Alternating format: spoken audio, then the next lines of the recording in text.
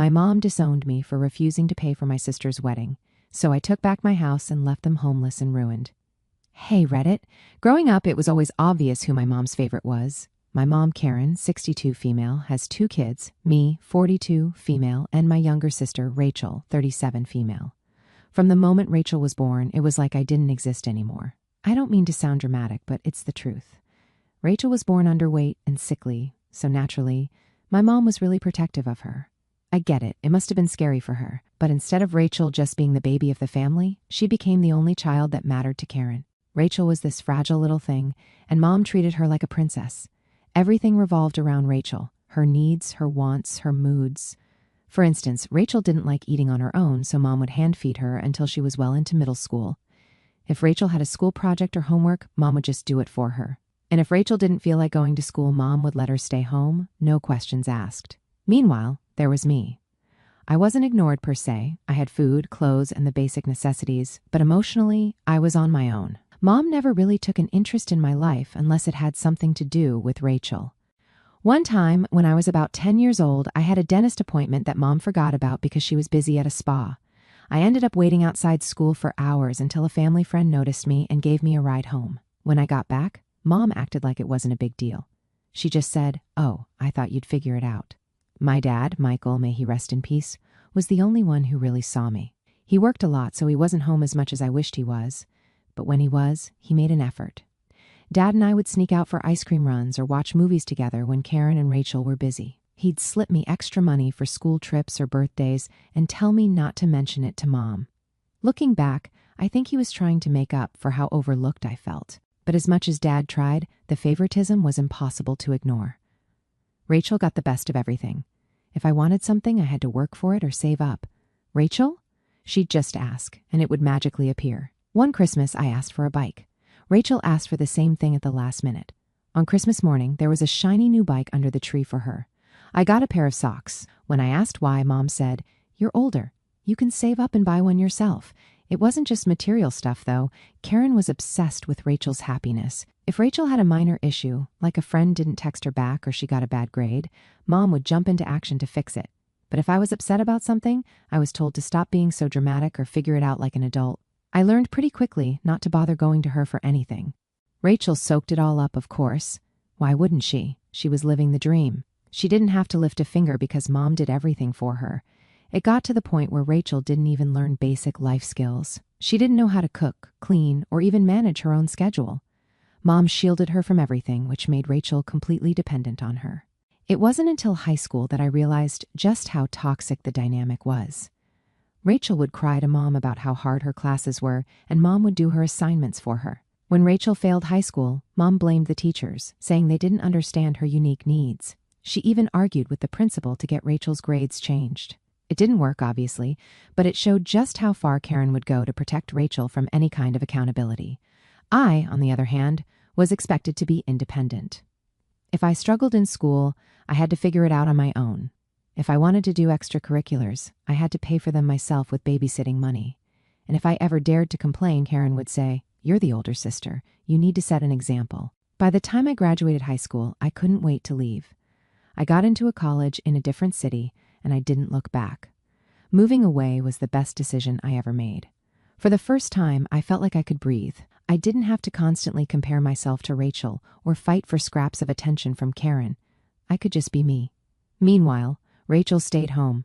She didn't move out until she got married at 26. Even then, Karen was still in her business. She'd call Rachel 5 times a day to check in. What did you eat? What are you wearing? How's your husband? It was ridiculous. Karen even showed up unannounced to clean Rachel's house or bring her groceries, even though Rachel and her husband were perfectly capable of doing those things themselves.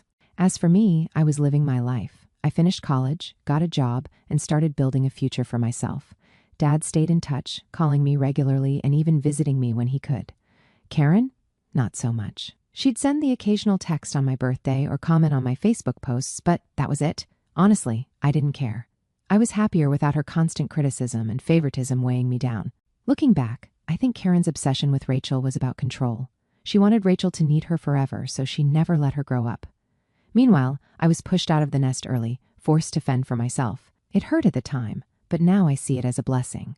I learned how to stand on my own 2 feet, while Rachel became completely reliant on Karen. But even after I left, the dynamic never changed. Rachel was the golden child, Karen was her enabler, and I was the forgotten one. It's funny, well, not funny haha, but funny in a sad way, how some things never change. 11 years ago, everything changed. Dad started coughing a lot, which at first didn't seem like a big deal. He chalked it up to allergies or maybe a cold that wouldn't go away. But weeks turned into months, and he didn't get better. In fact, he got worse. He was always tired, short of breath, and just not himself. Still, he kept working because that's the kind of man he was. Hardworking, selfless, and always putting others first. Karen, my mom, barely seemed to notice. She was too busy with her usual routine, spa appointments, yoga classes, and whatever else filled her days. Rachel, my sister, was back living at home by then, after her first marriage fell apart. She wasn't working and didn't seem too concerned about Dad's health either. It was like they didn't want to deal with the inconvenience of acknowledging something was wrong. I was living in a different city at the time, building my career and trying to maintain some distance from all the family drama. Dad and I talked regularly, and I could tell something was off during our calls. He sounded weaker, more tired. When I asked if he'd seen a doctor, he brushed it off, saying he was fine. But I knew he wasn't. Things came to a head when he finally went to the hospital after a particularly bad coughing fit. The diagnosis? A severe lung infection. I dropped everything and rushed home as soon as I found out. When I got there, I was horrified. Dad was lying in bed, looking so frail and sick, and yet he was alone. Karen and Rachel? They were out getting their nails done. When they got back, Karen acted surprised to see me. She even tried to hug me, but I wasn't having it. I asked her why she wasn't with Dad, and she gave me some excuse about needing to run errands. It was obvious they'd just come from the spa. They were both freshly manicured and carrying shopping bags. The hospital admitted Dad, and I stayed by his side as much as I could. Karen would drop by occasionally, but only for a few minutes at a time. Rachel? She barely showed up at all, claiming it was too hard for her to see him like that. Meanwhile, I was juggling everything, talking to doctors, managing his medication, and trying to keep him comfortable. I even slept in a chair by his bed most nights. Karen's lack of involvement was infuriating. She didn't work, so it's not like she was too busy to be there, but she acted like visiting the hospital was some massive inconvenience. I'll never forget the day she said, "He's in good hands with the nurses." What am I supposed to do? Just sit there? Yes, Karen, that's exactly what you're supposed to do. Be there for your husband. After a week in the hospital, Dad was discharged. He still needed constant care, so we hired a nurse to help at home. Karen was supposed to step up and take on more responsibility, but she was as unreliable as ever. She'd forget to give him his meds on time, or she'd leave for hours to run errands and come back with shopping bags. One time, she was supposed to pick up an oxygen tank for him, but she decided to stop at the salon first. By the time she got home, I'd already had to arrange for someone else to deliver it. Rachel was no better. She claimed she couldn't handle seeing Dad in such a vulnerable state, so she just avoided him. She stayed in her room most of the time, scrolling through her phone or watching TV. At one point, during one of Dad's worst episodes, she even went on vacation with her friends. She left me to handle everything on my own. I ended up quitting my job to take care of Dad full-time. I didn't trust Karen or Rachel to do it, and honestly, I didn't want to leave him alone with them. He deserved better. I cooked his meals, helped him with his physical therapy, and made sure he had company so he wouldn't feel lonely. It was exhausting, but I loved him, and I'd do it all over again if I had to. Karen did try to put in more effort as Dad's condition worsened, but by then it was too late. She'd sit by his side, but she'd be glued to her phone, posting on social media or chatting with Rachel. It was like she couldn't even give him her full attention. Rachel only showed up when Karen guilted her into it, and even then she'd make excuses to leave after a few minutes. Dad passed away a few months later. He was surrounded by me, the nurse, and a couple of his friends who had come to say goodbye. Karen and Rachel? They weren't there. Karen had gone to some wellness retreat, and Rachel was out with friends. I called them both when it became clear that Dad didn't have much time left, but neither of them showed up. The funeral was a blur. I was heartbroken and exhausted, but I still had to deal with Karen and Rachel's nonsense. Karen spent most of the service talking to her friends about how unexpected Dad's death was, as if she hadn't been ignoring all the warning signs for months. Rachel cried loudly, making a big show of her grief, but it felt so fake. She hadn't cared when it mattered. A few weeks after the funeral, I got a call from Dad's lawyer about his will. I wasn't expecting much, maybe a small inheritance or a keepsake. But when I met with the lawyer, I was stunned. Dad had left everything to me, the house, his savings, his estate. Karen and Rachel got nothing. It broke my heart to think about how much pain Dad must have felt in his final months, knowing how little his wife and youngest daughter cared about him. Leaving everything to me was his way of saying he saw me, that he appreciated everything I did for him. But it also sparked a firestorm. Karen and Rachel were livid when they found out. Rachel actually screamed at the lawyer, saying it was impossible that Dad would do this to her. Karen called me, demanding that I share the inheritance with them. I refused. I cut off Karen and Rachel. It was necessary for my sanity. They were furious about the will, and their entitlement was exhausting. I moved back to the city where I was working, focused on rebuilding my life, and eventually met my husband. We got married, had a baby, and moved overseas for his job. It was a fresh start, and honestly, I didn't feel the need to inform Karen or Rachel about any of it. Fast forward a few years, and I gave birth to my daughter. Out of nowhere, Karen showed up at my house. I hadn't spoken to her in years, so to see her standing on my doorstep was a shock. She looked different, less polished, more tired. She apologized, cried, and said she wanted to be a part of my daughter's life. She even admitted that she regretted how she treated me growing up. She claimed she'd been living with guilt ever since Dad passed and just wanted to make amends. I'll be honest, I didn't trust her, but I decided to give her a chance. For a while, things were okay. Karen would video call to check on my daughter and occasionally send gifts. It felt normal for once. But then, as expected, the hints started. Karen would casually mention how she was struggling financially or how hard life had been for her since I took everything. I ignored it, thinking it would pass. About a month ago, Karen called me. She sounded excited, which immediately put me on edge because Karen doesn't just call unless she wants something. She started the conversation with small talk, asking about my daughter and my husband, which was already weird. Then she dropped the bomb. Rachel was getting married again. Now, if you remember from my earlier posts, Rachel's first marriage ended after about a year. She moved back in with Karen and never really got her life back on track. I hadn't spoken to Rachel in over a decade, so this news came out of nowhere. Karen went on and on about how much this wedding meant to Rachel, how it was a fresh start for her, and how happy it would make the family. I was polite, congratulated her, and figured that would be the end of it. But no, of course not. Karen then said something along the lines of, it's been really hard for Rachel to plan this wedding with her budget. She deserves a beautiful day after everything she's been through. I stayed quiet because I knew where this was going. Finally, she said it.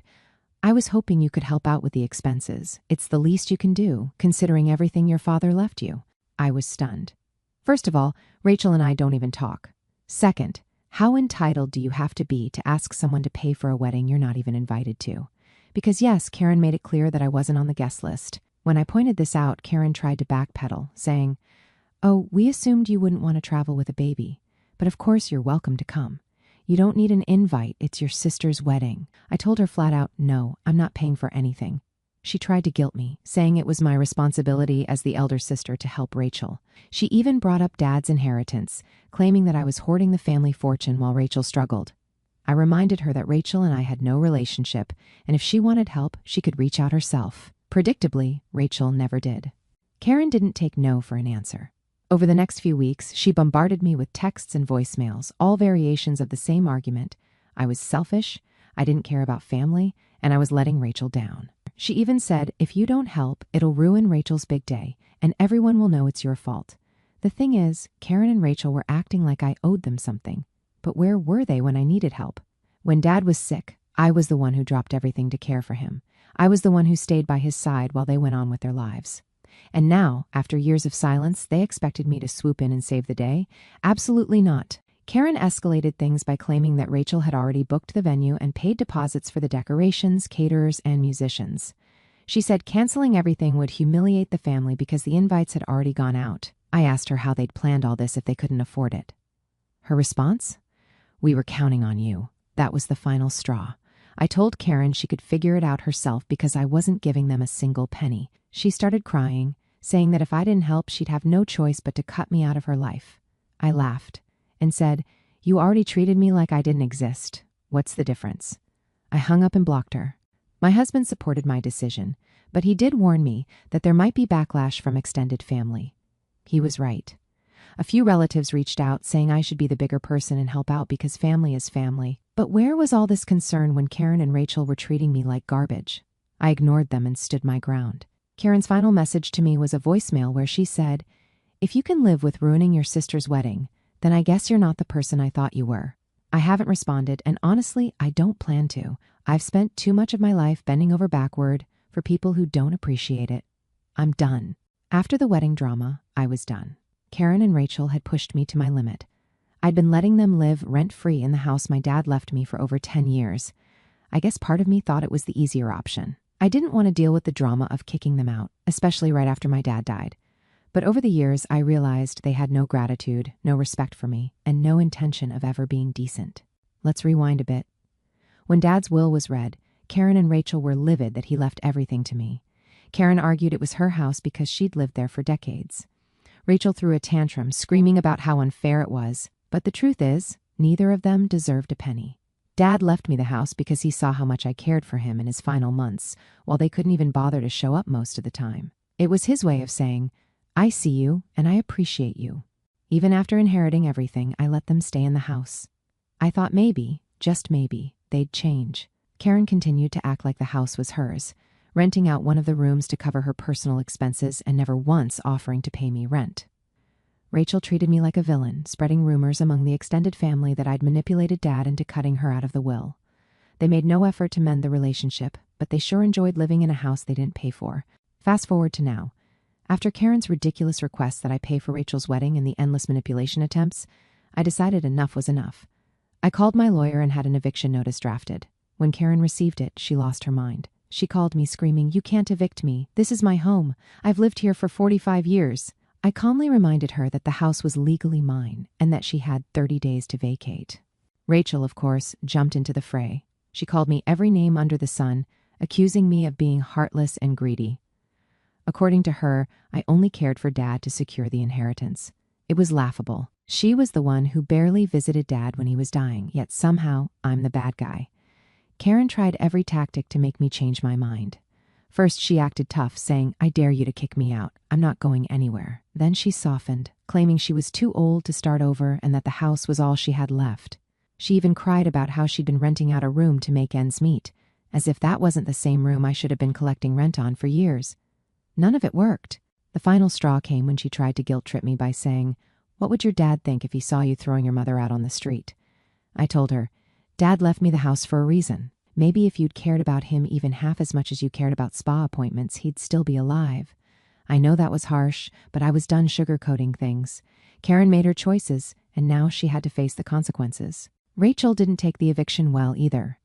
She told Karen to move in with her temporarily, but not without making a big show of it. She called every relative to brag about how she was stepping up for Karen, claiming she didn't need anything from me. It was all so performative, like she wanted a round of applause for doing the bare minimum. Karen moved out on the 26th day of the 30-day notice. I didn't even bother to show up. I hired a property manager to handle the handover. Once the house was empty, I had it cleaned and renovated. I decided to lease it out to a family friend's brother, someone I trusted. It felt good knowing the house would finally be used by people who appreciated it. Meanwhile, Rachel's big wedding plans fell apart since I refused to pay. She had to downgrade from a fancy lakeside venue to a town hall. Apparently, this caused a lot of embarrassment among their social circle, and Rachel's fiancé wasn't too happy about it either. It turns out he didn't even want a big wedding. Rachel had promised him she'd find a way to pay for it, which was clearly code for "my sister will pay." Not long after Karen moved in with Rachel, I started hearing whispers about trouble in paradise. Rachel's husband wasn't thrilled about having his mother-in-law as a permanent house guest.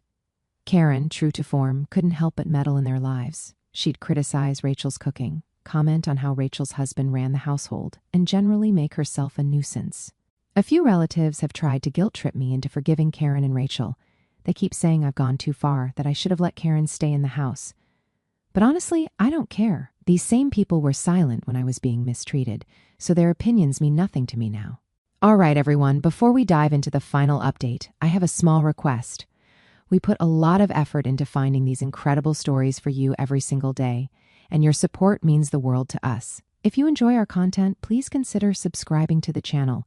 It really helps us grow and allows us to continue bringing you more amazing stories. Thank you. Now, let's move to the last update. Update 4. Hey Reddit. Here's the final update on this saga. After Karen moved in with Rachel, I thought I'd finally have peace. I had the house leased out, focused on my family, and cut off most of the toxic relatives who tried to guilt-trip me into forgiving Karen and Rachel. For a while, I didn't hear anything from them, and honestly, I was relieved. But of course, that didn't last. About 2 months after the eviction, a mutual relative sent me a message asking if I'd heard what happened with Karen and Rachel. I hadn't, and to be honest, I wasn't sure I cared, but curiosity got the better of me, so I asked. What they told me was equal parts infuriating and, dare I say, satisfying. Apparently, Rachel's husband, Chris, had had enough of Karen's meddling and finally gave Rachel an ultimatum. Either she goes or I go. Rachel was already on thin ice with him because of the wedding debacle. Remember how she'd promised him a grand wedding that I would supposedly fund? When that didn't happen, they had to settle for a small town hall ceremony, which embarrassed Rachel in front of her friends and his family. Chris had warned her not to overextend financially, but she didn't listen, and it caused a lot of tension in their relationship. With Karen living in their home, things only got worse. Karen would criticize Chris's cooking, his parenting style, they have a toddler, and even the way he spoke to Rachel. She would suggest how they should manage their finances, which was ironic considering her own financial mess. Chris tried to tolerate it for a while, but after one particularly nasty fight where Karen accused him of not being man enough to take care of his family, he told Rachel it was him or Karen. Rachel begged him to reconsider, but he stood his ground. Here's the kicker. Karen didn't leave quietly. When Rachel told her about Chris's ultimatum, she went ballistic. She accused Rachel of abandoning her just like everyone else and even threatened to cut Rachel out of her will. An empty threat, considering Karen has nothing to leave behind. This led to a huge argument between them, and Rachel, frustrated and likely embarrassed, told Karen to figure it out herself. So, where did Karen go? To no one's surprise, she tried to reach out to me. She sent me an email, yes, an email because I'd blocked her on everything else, asking if I would reconsider letting her move back into the house. She wrote about how life had been so cruel to her and how she had always done her best as a mother. She even tried to frame it as an opportunity for us to heal and rebuild our relationship. I didn't even bother responding. At this point, her manipulative tactics were just sad. After getting no response from me, Karen tried to guilt-trip some extended family members into taking her in. Most of them said no outright, probably because they've seen how she operates. One distant cousin agreed to let her stay temporarily, but Karen's stay lasted all of 3 weeks before she was asked to leave. The cousin apparently got tired of her demanding behavior and constant complaints. As for Rachel, she's now dealing with the fallout of her decisions. Chris didn't leave her, but their relationship is reportedly on very shaky ground. Between the wedding expenses, Karen's drama, and Rachel's refusal to take responsibility for anything, Chris has started pulling back emotionally and financially. He even suggested couples counseling, but Rachel has been telling everyone that he's the problem, not her. I also heard that Rachel has been venting to family about how unfair it is that I got everything from Dad. According to her, if I had just shared the inheritance, none of this would have happened. She conveniently leaves out the part where she and Karen ignored Dad during his final months and treated me like a villain for caring about him. It's always someone else's fault with them. Despite the drama on their end, I've been doing well. Leasing out the house was the best decision I ever made. The tenants are a wonderful family who genuinely love and respect the space. The rental income has given me financial security and allowed me to invest in my daughter's future. My husband and I are thriving in our careers, and we've started planning for a long overdue family vacation. As for Karen and Rachel, they've made their choices, and now they're living with the consequences. Karen is still couch hopping between relatives, and Rachel is stuck in a marriage that's on the verge of collapse. I don't wish them ill, I just don't care anymore. Their drama is no longer my problem, and that realization has been the most freeing thing of all. Thank you, Reddit, for reading and for all the support along the way. Take care, and thanks for everything.